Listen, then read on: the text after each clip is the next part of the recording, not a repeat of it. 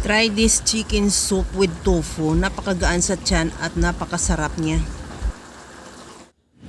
Magpainit na rin ako ng mantika at igisa ko na yung bawang.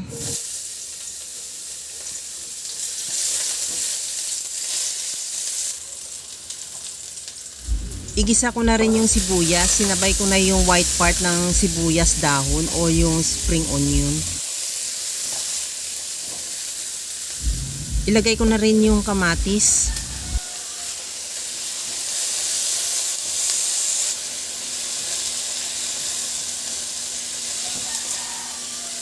Okay na tong kamatis, ilagay ko na yung manok. Bali, kalahating kilong manok na chicken thigh yan. Hiniwa ko lang ng maliliit. Ihalo lang hanggang sa magiba na ang kulay o maglabas yung sarili niyang mantika. Timplahan ko na rin ng asin at paminta.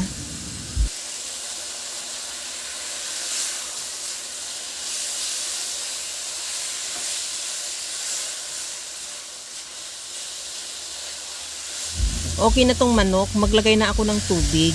Nakadepende yung dami ng tubig sa dami ng manok o sa dami ng sabaw na gusto mo.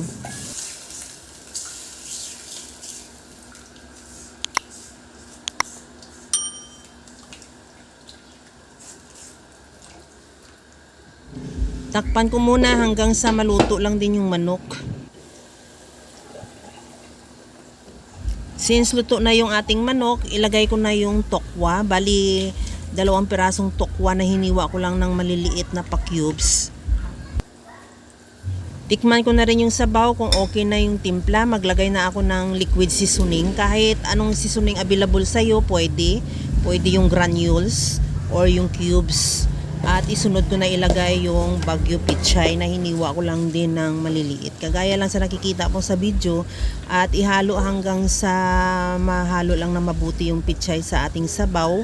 At takpan ko muna hanggang sa maluto lang din yung pichay. Pero take note na wag mo i-overcook para mas masarap pag medyo crunchy yung ating gulay.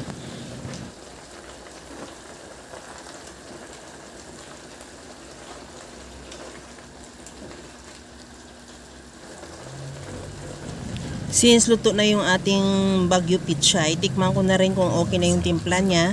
Okay na yan, maglagay na lang din ako ng spring onion. At ready to serve na yung ating napakasarap na chicken soup with tokwa. Kaya mga kalasa, kung nagustuhan mo yung ating video, please like na lang at pakishare na rin sa inyong mga friends. At kung bago ka pa lang sa aking channel, subscribe na at i-click mo na rin ang bell button para sa mga notification. Okay na tong ating chicken soup with tofu. Hanggang sa muli mga kalasa. Thank you for watching. Bye-bye!